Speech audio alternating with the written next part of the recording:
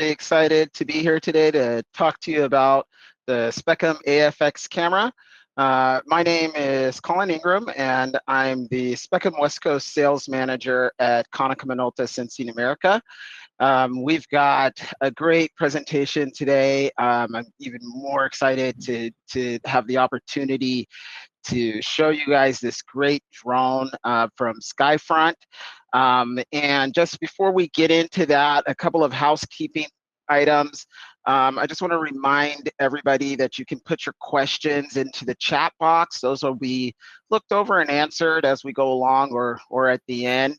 And also there'll be a couple of poll questions throughout the webinar. Just answer those as best as you can. They'll pop up.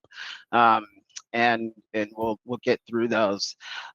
So right now, though, I want to introduce my co-presenters, Kevin Rock, who's an applications engineer also at Konica Minolta Sensing America, and Conrad Wright from Alchemy Analytics, who's here to tell us about the Skyfront Perimeter 8 drone. So let's jump right into the agenda here.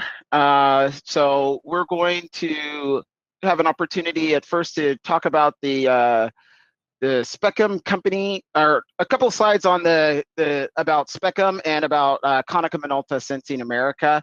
And then we're going to go into talking about the Specim product line just briefly before we have an opportunity to talk about the AFX camera.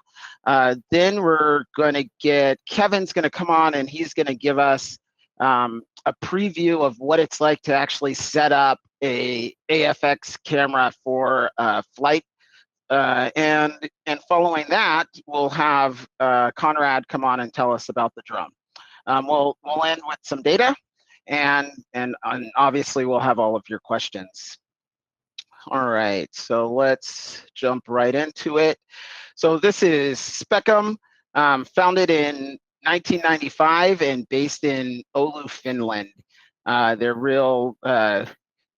really an optics company. We produce spectrographs for hyperspectral imaging and hyperspectral imaging cameras. We're representing all over the world. As you can see there. In 2020, Konica Minolta purchased Specim and moved it into its sensing business. And most of us know Konica Minolta as a printer company, and that's a huge part of their business. But the sensing business is sort of born out of the need to have quality control and quality analysis of color and appearance, which I'm sure you can understand is really important in both the R&D of printers and also for the customers of their printers. That's sort of expanded through acquisition into light and display, the same sort of measurements, and also visual surface inspection, and finally Specim's acquisition has expanded Konica Minolta's quality control measurements into the IR, further wavelengths. So we've gone from the visible into the mid-IR and the long-wave IR, and with the unique capabilities of the Specim camera. So that's the way that I really like to view the product range that we offer is to break things down based on off of the wavelength. So you can see on this slide the basic cameras that we offer. On the bottom is our spectral cameras.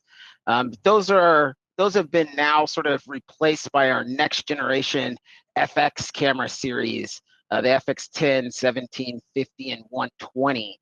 These cameras sort of take all of the signal to noise, the great technology that we built into our spectral cameras and made them more industrial friendly for industrial sorting and other industrial applications.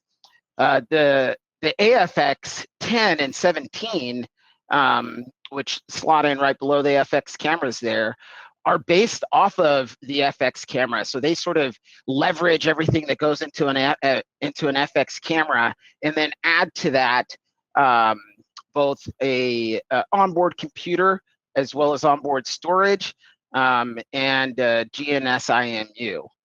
So we can see the specifications of the camera here. So both the cameras sort of have similar spectral capabilities, but the spectral range can vary. The AFX10 is focused on the visible, and the AFX17 is focused on the near IR. So I just briefly want to take you through the AFX measurement procedure. Kevin in just a moment here is going to show us this in live on the camera, how to set these things up.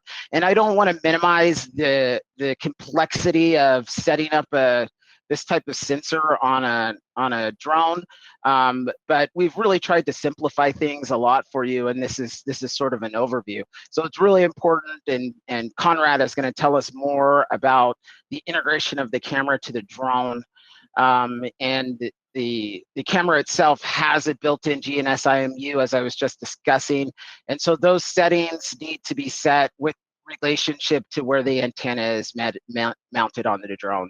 Very important. Then you will upload a flight plan to the camera. This can be created in Google Earth or your flight planning software for your drone. And the way the camera is intended to operate in its main operational mode, when you fly your drone on that flight plan, the internal GPS is going to trigger the camera to take acquisition. So you don't even have to worry about it at all. When you're on your flight lines, it'll take data. When you're not on the flight lines, it'll stop.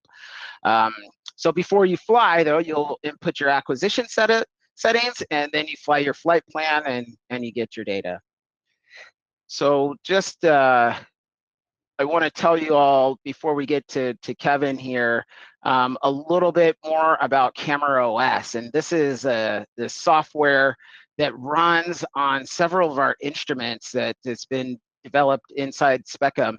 It's a custom operating system that controls the software running on the device, as well as the acquisition setup, and you access that through a web UI. And we typically don't talk a lot about this software because it's sort of the backbone of the camera, and you don't interact with it all that much as a customer. But what's really cool about the way Specim has developed this is that it provides the APIs for custom control and data acquisition, and provides this interface through a web UI. And we've been able to sort of leverage that and some of the features that are available on the Specim Cube, which is our real-time data characterization computer for industrial applications, with some of the things that the perimeter drone allows us to do on their communication platform to start to enable real-time control of the camera while it's in flight, a feature that's previously been unavailable. So I wanted to introduce you guys to CameraOS, since that is really what's going to enable those features, and I'm really excited to finally have a chance to talk about it. So now we will move over to Kevin. Kevin, you can take it away and show us CameraOS and how one would set up these acquisitions. Okay. Hopefully everyone can see my screen. Should be a white screen showing the AFX web UI. From here, we would essentially take, as Colin was saying, you can create a flight plan in whatever software you want, but typically Google Earth works. The input would be the output would be a KML that you'd upload into the camera itself. So the camera has storage, an IMU, a GPU as well on board, so that you're uploading everything to the camera itself. I'm going to kind of show you how quickly to do that. So you would essentially create your flight plan here, just calling it whatever you wanted to call it, and then upload your KML to the camera. And that's really all there is to that. It's very easy. Basically acts as a sort of a geofence, basically, so that you are as you pass a waypoint, that's the start, and then the camera triggers on, and then once you pass the final waypoint at the end, the camera turns off, and then you turn around, do it all again. And so we're going to basically just take a quick mock flight. So I actually have an AFX 17 next to me that I am emulating. So it's emulating essentially a data set that I'm going to kind of walk you through a flight. So you can have your frame rates up here, changing your frame rate, your exposure, your spectral and spatial binnings. You can call the camera or the flight line, whatever you want to call it. From there, you can actually get a detector stream, as well as an actual stream of the data as the drone is flying. So right now we're emulating a flight line. This will pass through some urban areas as well as some water and riparian areas. But yeah, and then we also get the spectral data, which is streaming basically live as this goes by. And that can be broadcasted down through the software Conrad's going to talk about. With that, I will, so you can see the flight line here. We're flying through some urban areas, and that's basically the web UI. So you can either trigger the camera manually, or it can trigger through those geofences. And with that, I will hand it back over to Colin. Right. Slide deck you know what? I just realized I forgot to show you a real quick thing. Hold on one second. The other thing I wanted to show you guys was the INS, which is on the system itself, which is a Trimble APX 15. And as Colin was talking about, you can create your lever arm, which is showing where the sensor is in terms of the antenna that's mounted above the drone. And you can change those. That's a very critical point of adding those values into the software, which is also through the web UI. Sorry. Back to you, Colin.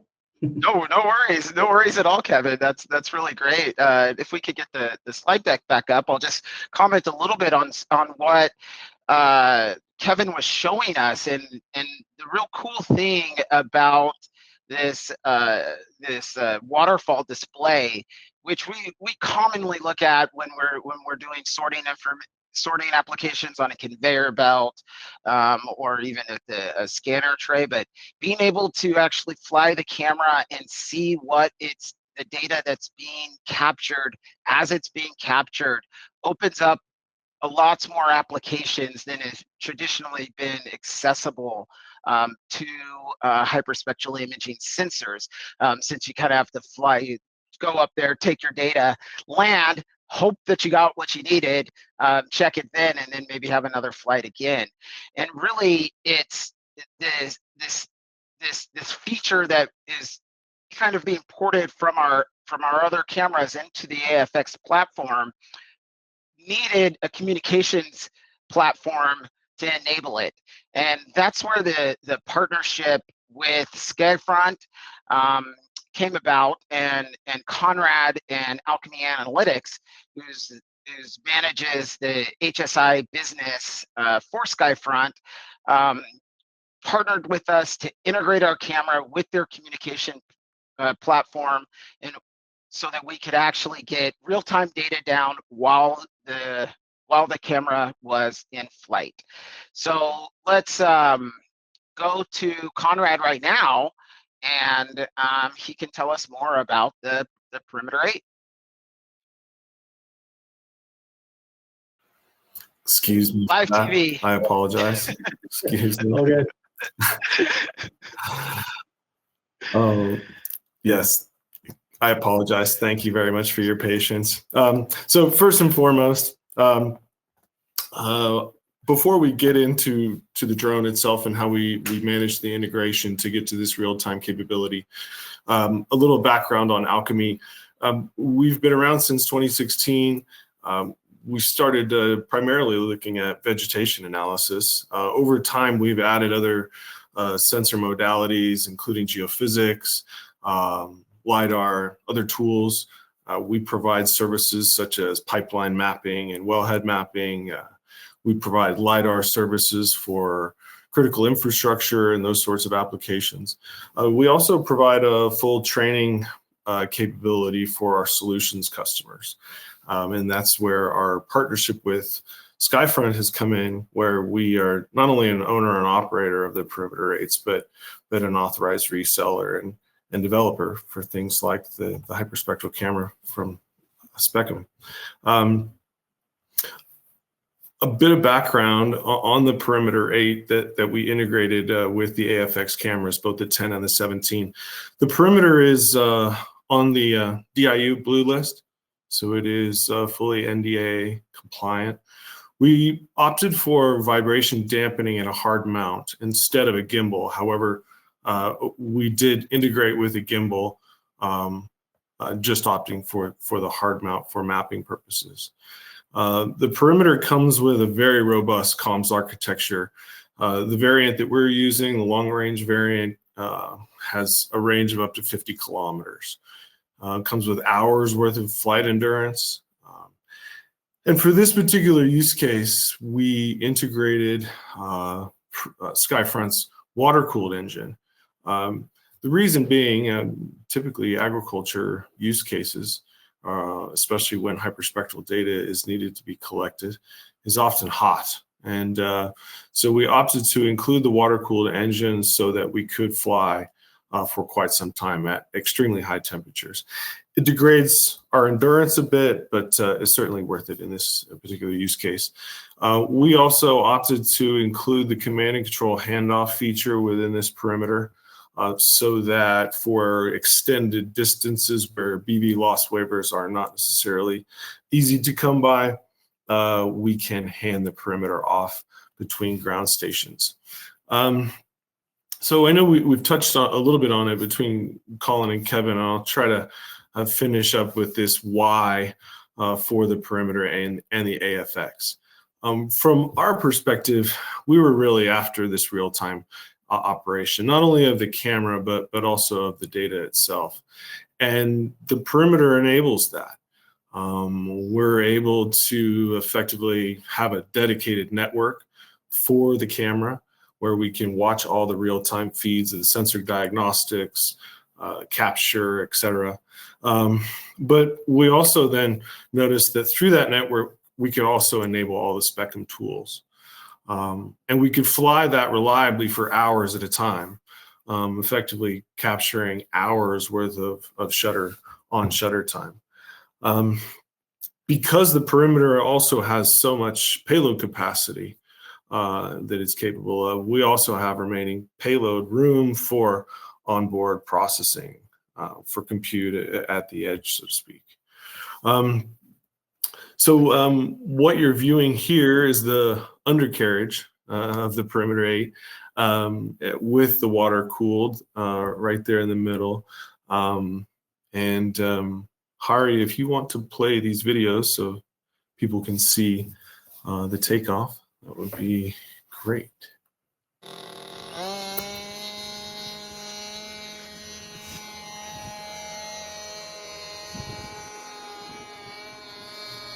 People often ask us, well, how stable is the perimeter, being as though it's a slightly bigger, small UAS, and how does it handle bigger cameras? And as you can see from that video, quite nicely, especially in higher winds.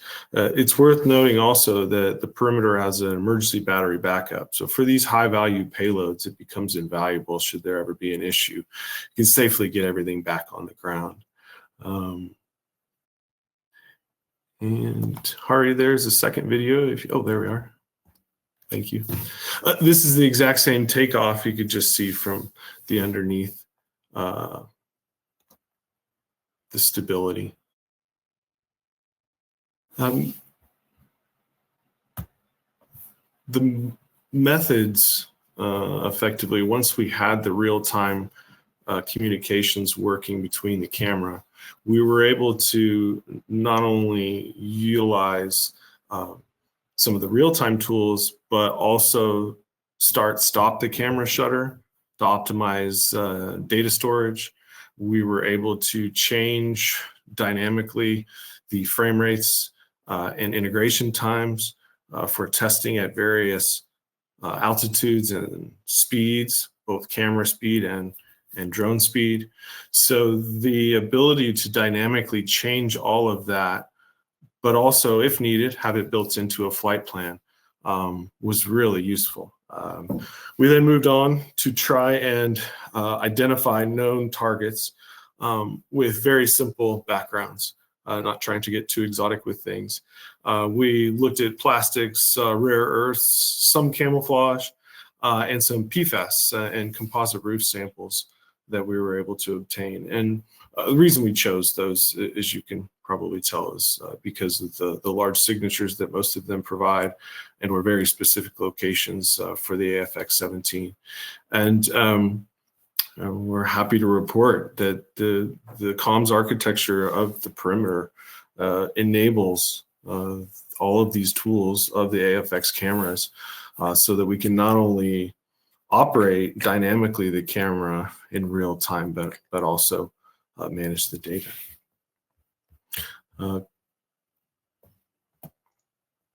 Our final step will be to make that leap onto real-time classification at the edge and port that down to our platform, our Fly Alchemy platform, where we deliver all of our data.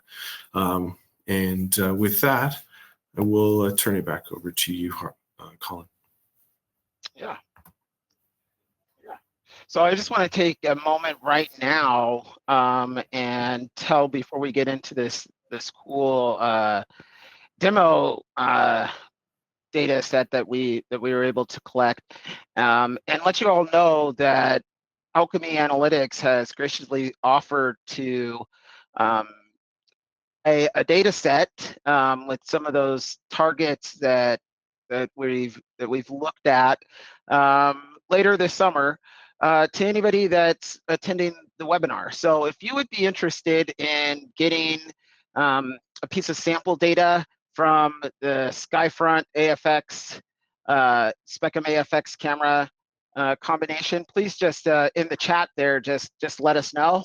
We'll take down your information and we'll send that data out to you when it is available later this summer. So now we're going to switch gears back to, you've already seen some of the footage from this trip that we took to Sunridge Nurseries, where we were able to test both the integration of the Perimeter 8 drone with the Specim AFX camera and fly over some grapevines and do some analysis on some target analytes that are very interesting to the agriculture industry. So we're going to go back to Kevin. Kevin's going to show us the data in Insight, which is Specim's analysis program, and we're going to just take a look, and we'll look at the fully rectified data as well. So cool. Just briefly, I'm just going to quickly show Google Earth and where this flight line was collected. So I'm going to zoom in. It's down in Bakersfield, California. We're going to kind of look at the footprint of one of the flight lines that I'm going to show you in our software Insight, as Colin mentioned. So you can see the outline of the flight line here. It is obviously agriculture. But yeah, so if we look at the data itself, this is our software Insight, Specim Insight. We've got radiance pulled up here. You can see obviously it's a grape orchard or a vineyard.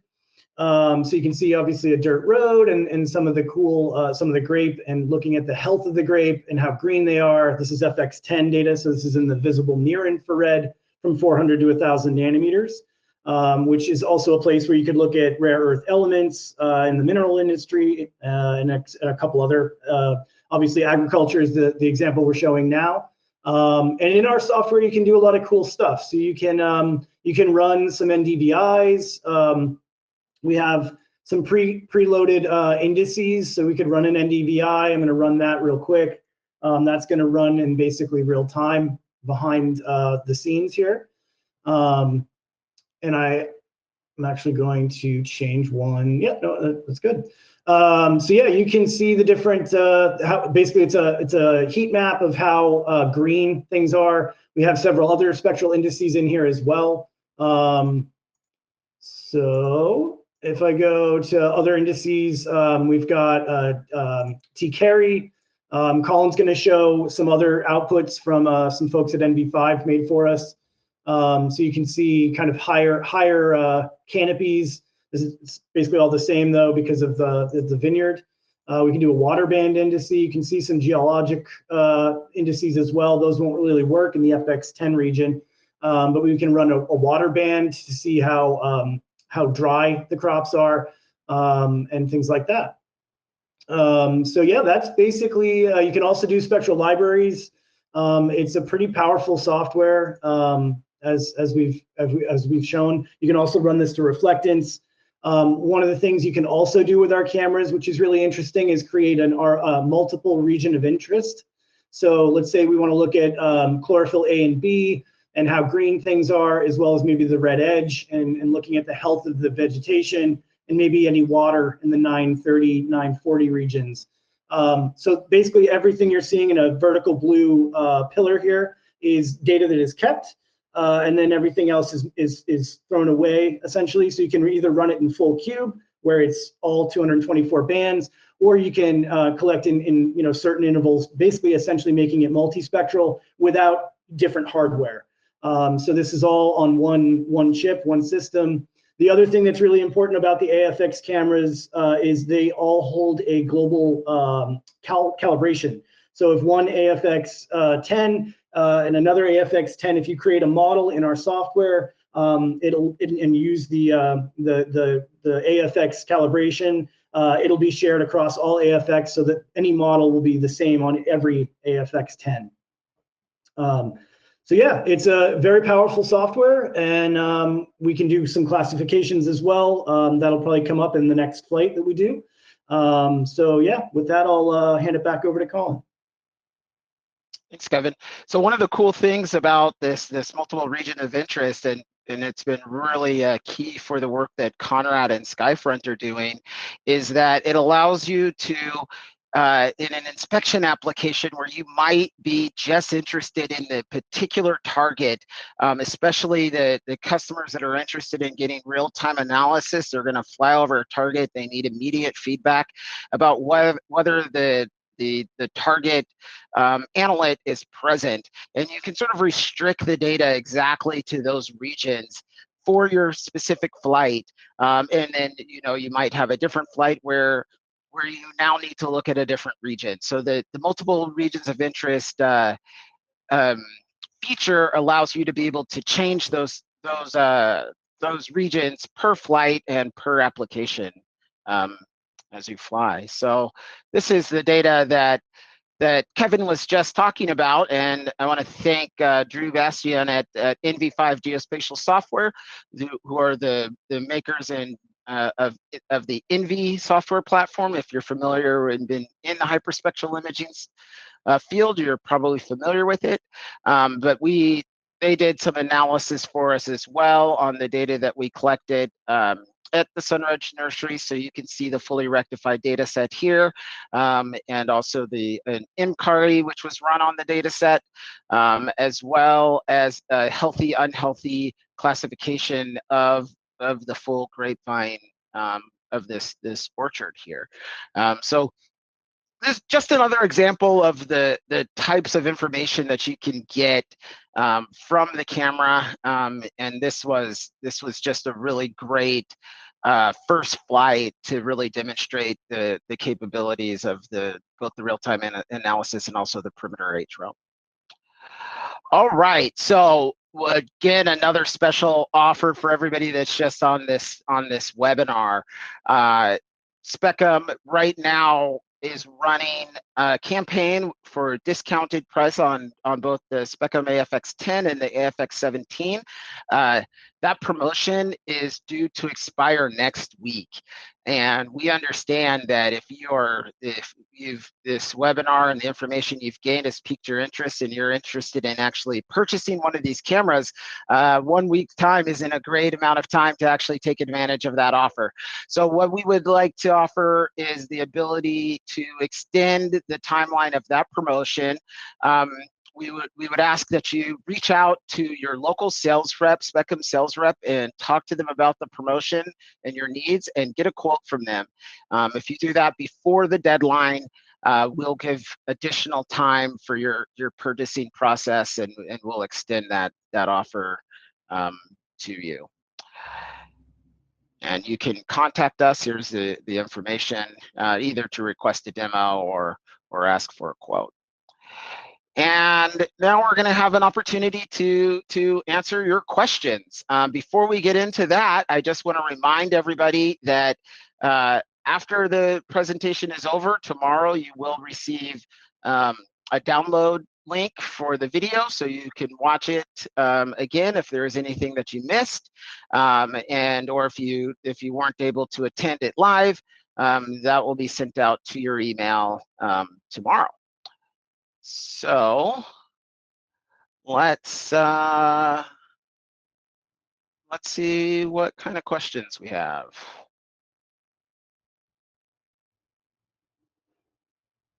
I saw one question earlier in the presentation about focus. The cameras, the AFX cameras, are essentially focused to infinity. So there is no depth of field. It's essentially just a focus to infinity, so you don't have to change the focus. There's a question here. Will you be able to help in training a model to identify the pests for crop rice if all the data and ground level truth can be given? Kevin?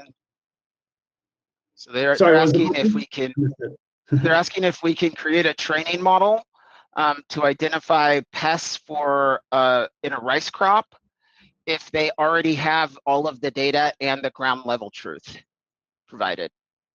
Possibly, yes. Yes, depending on the size of the insect, essentially. But yeah, just the size and spatial resolution would play a role there. But yes, possibly. Okay, and thank you for that question. This is one coming up. I think maybe Conrad, you could take it. What do you think is the most effective way to have an in-scene white reference from an airborne HSI perspective? And do you worry about collecting an image on each of its pixel? You're muted again, Conrad. Yep. Well, there are a couple different ways to go here. From spectral on panels to more rudimentary methods like Tyvek and other white references. There's empirical line corrections with in-scene things. I think what we've noticed so far in the flying that we've done with the AFX cameras, the 10 and the 17, is that our spatial resolution is so high that getting enough pixels of a calibration panel is not typically difficult. I think in the first flights of the Grapevine work, we noticed we were probably too high resolution. We were picking up grapes laying on the ground, So yeah, again, I think there's different methods there. We have laid out some panels at various grayscales, including a white reference, but have not taken an ASD to those panels. If we have not gone to that depth.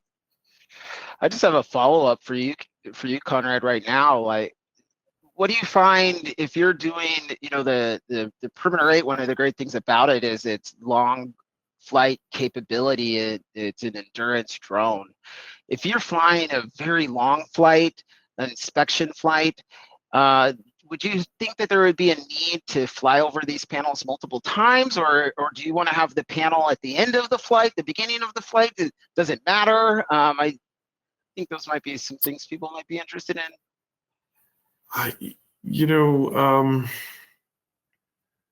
Typically our practice would be to capture those panels at least once within the solar window the day that we're flying.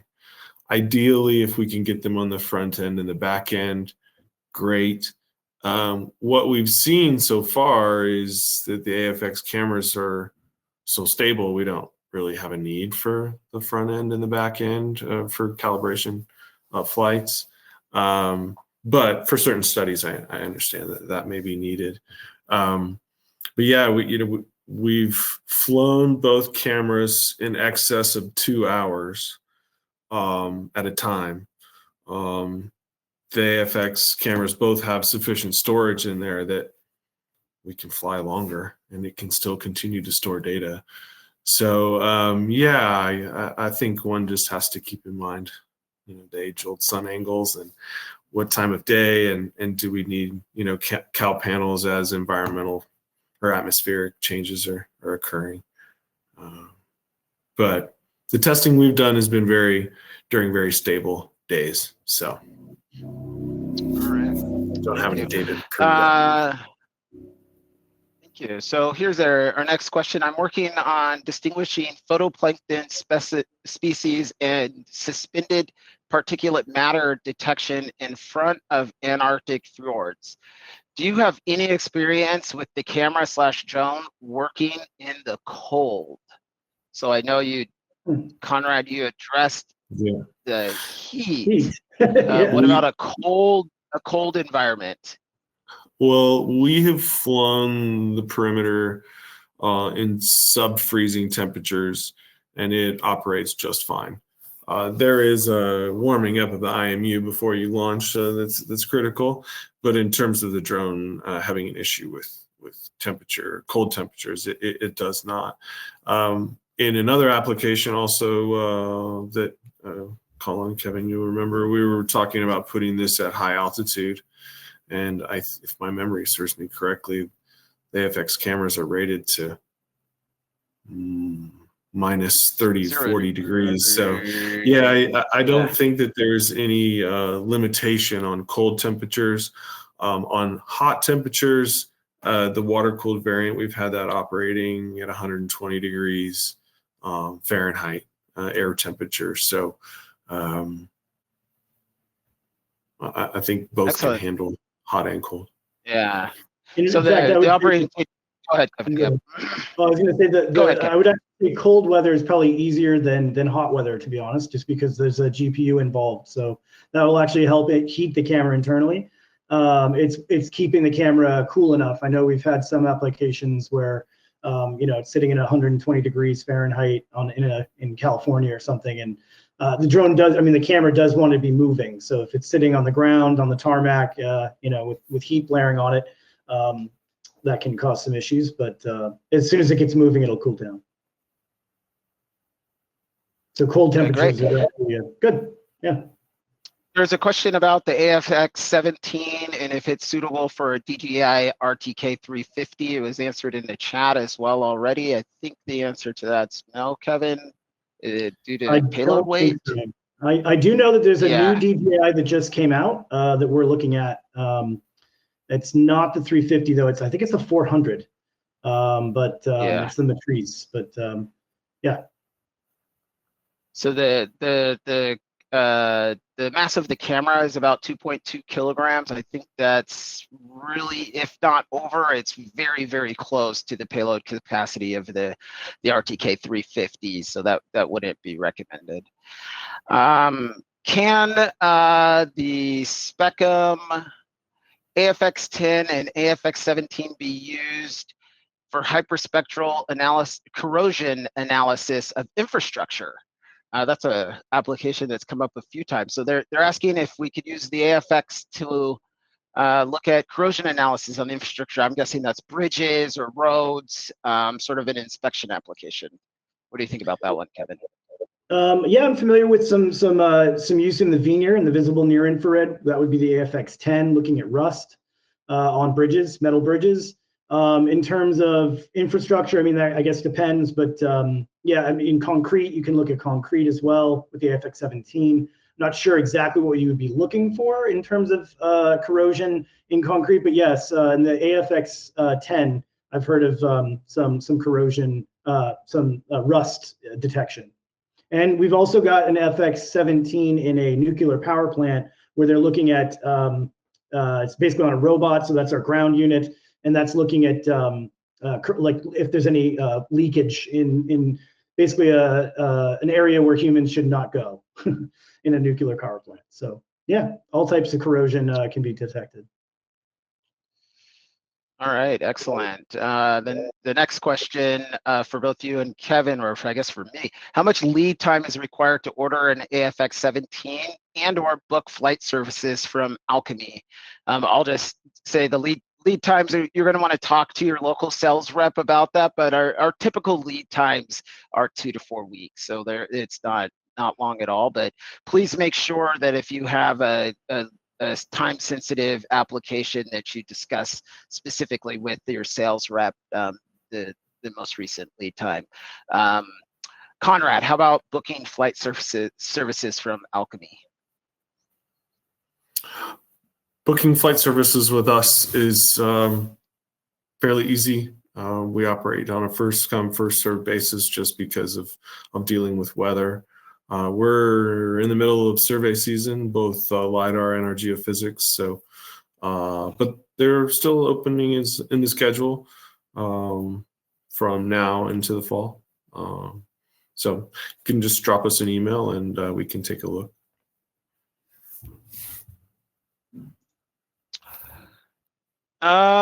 Here's a good one. Can AFX output data in real time to a Raspberry Pi? I mean, essentially, you are using a browser, so it's a TCP, or not. You're just basically using an IP address for the browser. Technically, what's in the AFX is a TX NVIDIA. So essentially, it's already running basically a Pi-ish kind of system. So yeah, you could easily just anything with a browser basically you would be able to use the web UI. So yeah. So that currently that's another one of these features that could possibly be enabled in CameraOS, but it's not the typical way that we would operate the camera. You would grab the data at the end and do analysis. That's a more complicated. I think Kevin's answered it a little bit. It'll take a little bit of development on your end, and especially if you need to sort of inject your flight parameters into that data if it needs to be geo-rectified at the end. So that's a complicated but a very interesting idea. Where's the process? Where's the process data stored in the camera or transmitted in real time to the ground station?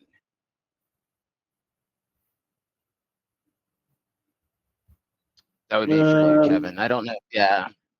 So the process, they want to know where the. Yep. Go ahead. So the data is stored on that NVIDIA TX2, or actually it's a TX. So it's basically just internal storage. And then you're pulling the data when it lands. If you're not using basically the Alchemy and the Skyfront system, where you're streaming it down, as Conrad was talking about, you're getting a live feed. But then once the drone lands, you can pull the data off the camera, basically through an IP address and a GIGI or an Ethernet connection. And then you can run rectify it and run in Radiance using our software Kali Geo Pro. As well as others like Envy. I know Resi is another, which is they use Parge and Drocore. The data is stored as a .raw file, so it's you can convert it to a .dat. There's no proprietary data. Yeah, it's just basically a standard Envy readable data set once it's rectified and run. And I'll just add on to that again, and this is sort of similar to the other question. If you were to be using the Skyfront communication platforms and streaming the data down real time, now you've got data on a laptop. So anything that you would normally do with the data from your computer, you would be able to do with the data. But the camera itself isn't sort of configured to just allow that. So there would be development by the user to be able to enable additional analysis from the stream data, or very similar if you just store the data on the camera and download it after you land. It's sort of the same steps need to be taken to process the data at that point. So we had a question. Do you offer different lenses for the AFX10 and that would yield different fields of view and pixel sizes? So currently there's only the 38-degree lens offered with the AFX 10 and 17, and it is focused to infinity. So currently, no, it's a 38-degree lens focused to infinity, and then you have the pixel swap, which is 1024 on the AFX 10 and 640 pixels wide on the AFX 17. Yeah, that's our current the current offering, but we can certainly take that But into you can account. also adjust that somewhat with your flight elevation. Yes, exactly. Yeah. You could fly. Yep, exactly. With our ground-based cameras, you can switch the lens out, but since we're using Radiance and there's a calibration file supplied with the camera. For instance, the camera just comes with the calibration pack, the Radiance calibration, which is stored on the camera. So switching lenses, unfortunately, would be you'd have to send it back to Finland to get recalibrated with a different lens. So currently, we just offer the 38. But yeah, as Colin mentioned, you can fly closer, yep, to the ground. Yeah, Conrad, kind of maybe get your input on this a little bit. When Alchemy is flying either the Specim camera or even other sensors, how do you normally sort of determine your elevation, and how do you meet the customer's needs in terms of spatial resolution for the particular application? Oh, well, that's always an important conversation, especially on the spectral side of things. How much of a given spectral target are we going to have in concurrent pixels is always an important one. Imaging in general, to include LiDAR, that resolution conversation is always super important. When we're talking about subsurface objects and things like that, that's a completely different set of questions, but it still drives the flight profile, the flight line spacing, the speed, and all of those things which impact detection. So, yeah, with respect to the hyperspectral, the perimeter can fly, in excess of 13,000 feet. We've had it that high, especially with hot, dry days with high density altitudes. But we've noticed in our flying that we're getting GSDs of several inches at more than sufficient flight altitudes, and the imagery is crisp. The quality is there. The perimeter being a bigger drone, or bigger small UAS, it does not need to crab as much, given that it's got 8 arms propelling it forward. So the stability helps with the image quality. So yeah, I guess back to your original question, resolution is always critical. I think it's important to take your time on that one. But the perimeter has shown the ability to image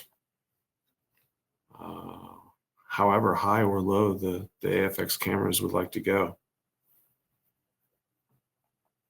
All right, excellent. Thank you.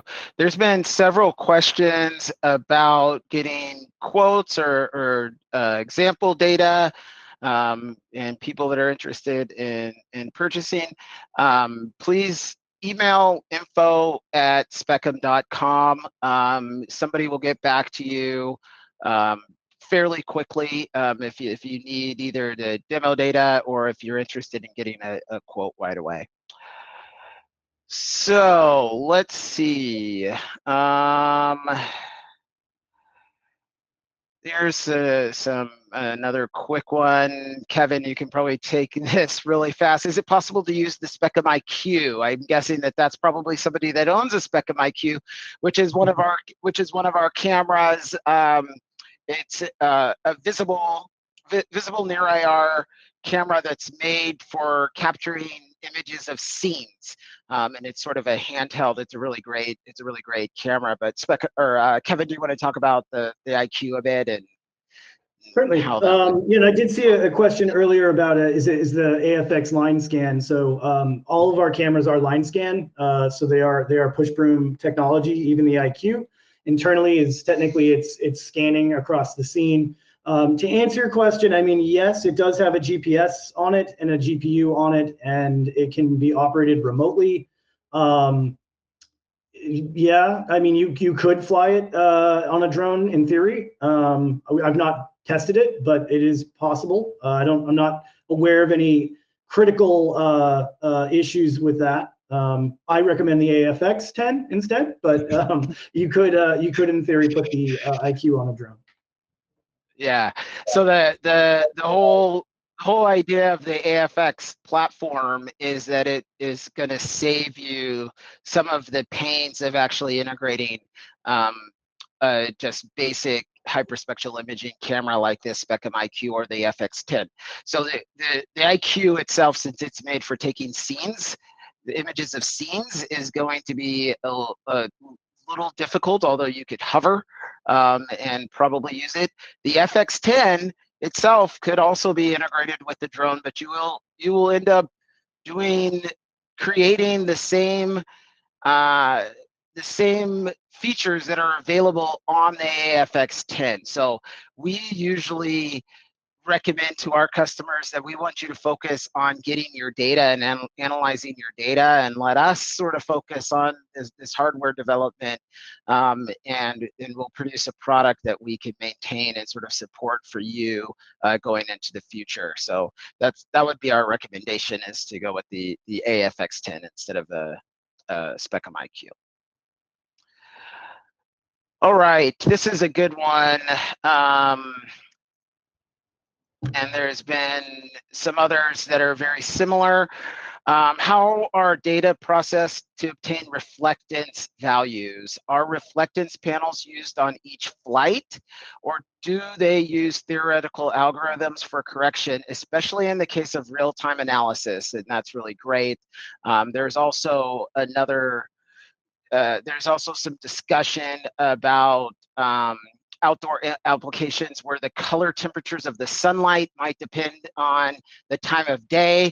I know that we also commonly talk about sun angle. So Kevin, could you maybe get into radiance versus reflectance, sun temperature, angle, lighting, kind of all of those aspects, which are some of the really complicated analysis portions. Yeah, a common overlook is not using the proper sun angle. So essentially, you're using the sun as your illumination. Our camera, like I said a little bit earlier, it has a radiance calibration on the camera itself. So in order to answer your question, I guess you could use tarps or reflectance panels. That is basically, as Conrad is talking about, is an empirical line calibration. The other option is you could use something like DroiCore, which is sold by Resi. The other option is you could use something like ModTran, which is also sold by Resi, is Acor 4. There's Flash, there's Quack. Those are typically included with Envy. So yeah, technically the camera, the data coming off the AFX, either AFX camera, is radiance, and then you can convert that either via an empirical line calibration or a ModTran, essentially a ModTran model of removing the atmosphere, an atmosphere correction. Yeah. All right. Yeah, great. Conrad, welcome back. I've got a question here for you. How useful is a gimbal for stabilization? He's noting that the Perimeter 8 just did a hard mount in that test. Can you speak towards the amount of extra post-processing without a gimbal? So we integrated with a gimbal and without a gimbal. We opted to just go with the hard mount with some vibration dampening, and the results from that, at least in my humble opinion, were quite good. The stability and quality of sharpness of the imagery was there, even though we were at extremely high resolutions, where there would be more of an opportunity for some errors. I didn't notice. I'm Maybe sort of Kevin can laughing speak. because I didn't think it was good enough, but I'm never satisfied. But the data was actually exceptional. Kevin has more experience processing AFX data outside of this scenario, but I don't believe anything was different about the pre-processing routines to get to radiance and reflectance. I know that navigation of the data was something that we had a couple different routes we could take, ultimately landing on one, but I don't think that was in any way because of the quality of the imagery. So yeah, I thought the quality was there, and but we do have both options. You know, if there is something where you want to look obliquely at something, you know, we have integrated with a gimbal. Thank you, Conrad. For both of y'all, what's the maximum range of the HSI camera models, maximum flight altitude, possible acceptable resolution? So that I'm gonna hand this to Conrad, and maybe Kevin will jump in a little bit later and just say that a lot of these questions actually depend more on the drone than the camera itself. The onboard storage for the camera, I forget what it is, Kevin, 2 gigs, it's 4 gigs, but it's enough for a typical flight time or a typical measurement that usually exceeds the range of any drones. Maybe not close to the perimeters, but Conrad, why don't you tell us about what the Perimeter 8 can do in terms of range with a 2.2 kilogram payload, flight altitude, and the features that you have for sort of controlling that? Without the water-cooled variant, you're going to be outflying the AFX cameras at 4 to 5 hours. So I think we had determined ultimately that the AFX cameras had 4 hours of shutter time, on shutter time. Now, if you're stopping and starting at the end of flight lines and such, or at transitions, then it's not the absolute flight time, it's shutter time. We know that we can fly the perimeter much longer than that, but yeah, there really wasn't much need because the AFX cameras, yeah, they stopped. Well, the drives could only handle roughly 4 hours worth of data. I say only, but that's an enormous amount of spectral data. That would keep one busy for quite some time analyzing. So no, and that I'd say that doesn't happen very often, where we have a payload that can leverage the perimeter. We've had to even modify payloads so that they can store more data because we're landing when we don't need to. So the AFX camera doesn't do that. It allows us to fly for that long, which is impressive. In terms of the question about the maximum altitude, I mean, some of these cameras are in space. So from space down to, I think the minimum would be more of the concern. Not a concern, but the minimum resolution. The perimeter in that case will be the limiting factor. The laws of physics will only allow it to fly so high. But we have had it Our perimeters at 12,000 plus, in the Sierra Nevada mountains, and it operates just fine. So yeah, that would be the limiting factor. Yeah, I thought that we had also discussed a flight that you did in Colorado, which just because of the elevation of the ground level elevation happened to be some significant total elevations. Am I recalling that correctly? Sure, if that was. You are recalling that correctly. Yeah. Yeah. And there's with any rotary craft, you have to be aware of density altitude. So as that ground elevation stays the same, but the air temperature gets hotter, you're effectively raising your ground elevation, your takeoff elevation, because of that heat. So that's always something that we take into consideration so that we don't push the aircraft beyond its limit. But we have not, we've never run into that. So it's quite a workhorse. All right, we are, I believe, at the end of our time. Or do we have more time? Let me just see if we've got. Let's get, while I'm waiting to see how much more time we have, let's try to get one more question here. Let's see. Already says 5 minutes. 5 minutes? Okay. All right. So we can get a couple more questions in. Here's one about, we saw land, we already answered about. How about maximum speed of the drone to acquire correctly without blurring problems?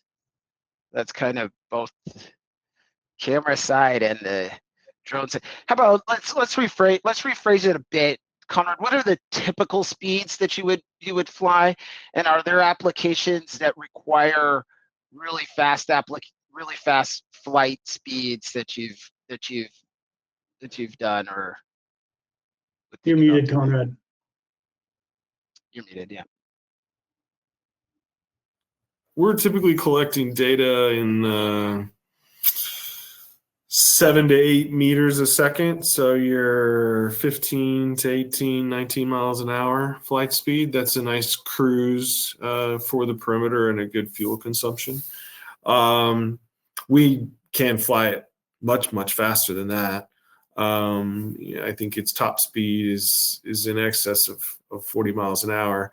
But most of the remote sensing data we collect are in that 7 to 8. There are some use cases with LiDAR and things like that. For detailed things, we'll fly at say 5 meters a second. For the AFX cameras, we flew both of them extremely slow and extremely fast as we were comfortable. And the camera is much faster than the drone. So we were not able to effectively outstrip the speed of the camera. But with the second question about blurring, we did not seem to, we didn't dive into every single data set, but we did not see any blurring. About the only effect that we did have on one windy day was that we were pointed a bit into the wind. But it was consistent, and that was an extremely windy day. So yeah, I think the camera operates at such a speed, even at low altitudes, that the drone can't outfly it. But it's stable enough that the image quality is there, no if you're flying fast or slow. And the speed of the camera is up to 150. The speed of the camera is up to 150 frames per second. We recommend 100 frames per second. That just depends on the speed in the ground. Sorry, go ahead, Colin. No, I was gonna. That was great. We're getting a chance to watch this video again here from down in Bakersfield of our flight, which was a lot of fun. you know, and I'll just comment a little bit on the time.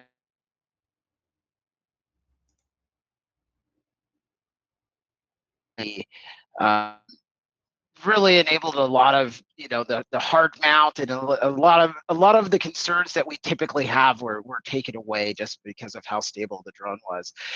Also, before we get to our last question, I just wanted to, some of the questions didn't get answered. Please reach out to your local representative. You can get those questions answered. I tried to answer. So there were some other questions that are more niche in nature. Your local rep can help you with that. And Kevin, let's get this last one before we sign off. How configurable is the camera's throughput? What discretion do users have in configuring the bits per pixel, frame size for? Yeah, so we actually have a, so the number of bands on both of them, I mean, they are binnable. You can bin the camera both spatially and spectrally, but we typically operate with 224 bands, both with the AFX 10 and AFX 17. Frame rate, we actually have essentially like a pre-flight worksheet of how fast you want to go to get a square pixel. It's basically an Excel file that's showing you know, how much side lap you want to have. That also kind of goes into the question Conrad answered about a gimbal versus a non-gimbal. If you're not using a gimbal, sometimes you want to have a little bit more side lap, meaning overlap between lines. Whereas with the gimbal, you may be able to get away with a smaller side lap. But yeah, the worksheet is basically how you would find out the frame rate you want to acquire at, and depending on the altitude of the drone. Excellent, thank you. All right, so we're gonna wrap up. Thank you all for attending today. And Hari's just mentioning to me that if there's any questions that went unanswered, there was a few. We'll get back to you individually through email and make sure you get answers to those questions. We're looking forward to having conversations with you guys, and have a great summer flight.